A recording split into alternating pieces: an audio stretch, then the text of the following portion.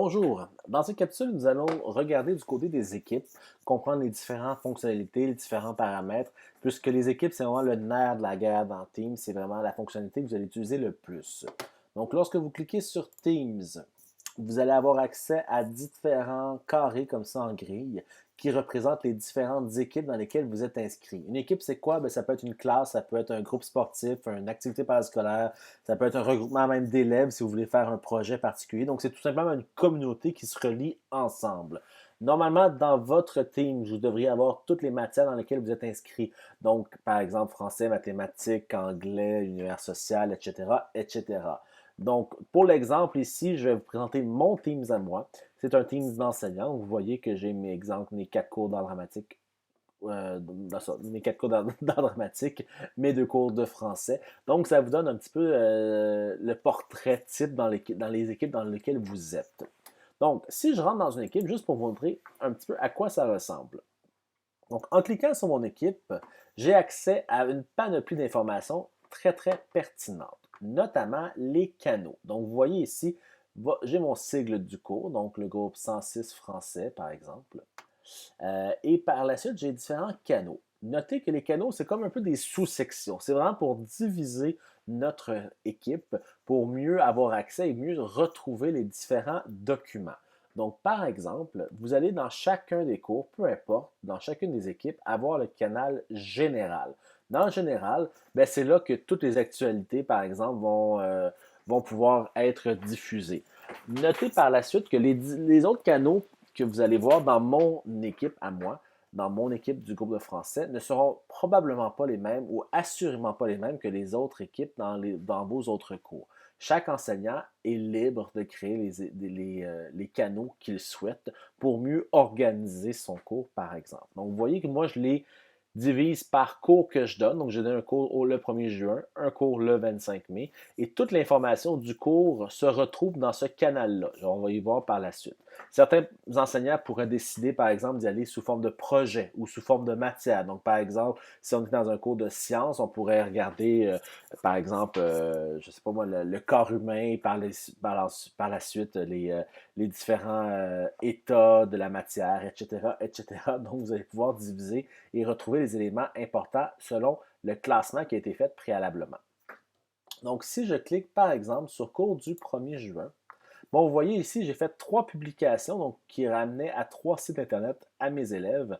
Donc, ils vont toujours rester là. Donc, si, exemple, mes élèves voulaient dire ah oui, c'est vrai, M. Pitre nous avait parlé d'un site Internet qu'il fallait que j'aille voir, bien, ils peuvent le retrouver en cliquant sur cours du 1er juin. Également, il y a également, vous voyez ici, à côté de publication, il y a fichier. En cliquant sur fichier, bien, à ce moment-là, on va retrouver les différents fichiers que l'enseignant va avoir téléversés dans le canal. Donc, par exemple, lors du cours du 1er juin, j'ai parlé du récit policier et du schéma narratif. Donc, ce qui me permet de déposer ces fichiers-là. Vous voulez ouvrir le fichier, ce n'est pas très compliqué, vous ne faites que cliquer dessus et hop, dans Teams, il va apparaître le fichier en question. Donc, c'est pas plus compliqué que ça, un canal. Maintenant, dans un canal, comme je vous dis, vous avez toujours la partie publication, soit dans le général, soit dans le canal en tant que tel. Donc, si par exemple je suis dans le général, je pourrais écrire quelque chose et vous êtes également comme élève libre et appelé à écrire dans les canaux.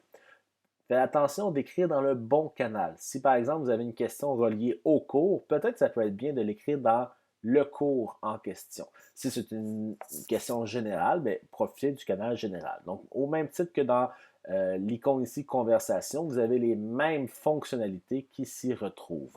Également, dans publication, vous allez retrouver tout ce qu'en anglais on appelle des assignments, donc des assignations, dans lesquels, donc ça pourrait être les devoirs, ça pourrait être des fichiers qui sont proposés en lecture, des choses comme ça. Vous allez tous les retrouver également ici.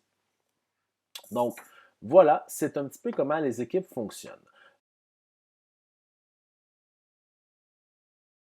Vous allez voir au fur et à mesure que vous allez utiliser Teams, ça se peut que vous ayez beaucoup d'équipes qui s'ouvrent et peut-être pas des équipes que vous allez utiliser à chaque jour. Donc, il est possible de bouger nos équipes, de les modifier, de les classer. Également, vous pourriez avoir des équipes masquées. Donc, par exemple, ici, c'est des équipes que j'utilise un petit peu moins.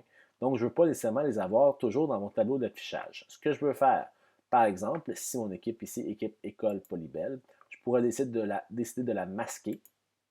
Et hop, elle s'en va en bas, ce qui fait que lorsque j'ouvre mes équipes, je ne vois pas toutes les équipes que je n'utilise pas à chaque jour.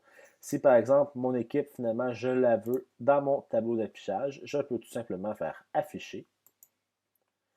Et à ce moment-là, elle est de retour. Comment joindre une équipe? Vous avez plusieurs façons de le faire. Soit que vous pouvez cliquer sur rejoindre une équipe et à ce moment-là, vous allez avoir vos deux façons de le faire. Soit vous créez vous-même une équipe. Donc, par exemple, si vous êtes un groupe d'élèves qui voulez créer une équipe pour un projet d'équipe dans une matière quelconque, vous pouvez très bien le faire. Ou vous pouvez également le faire par un code qu'un enseignant ou un membre du personnel vous donnerait.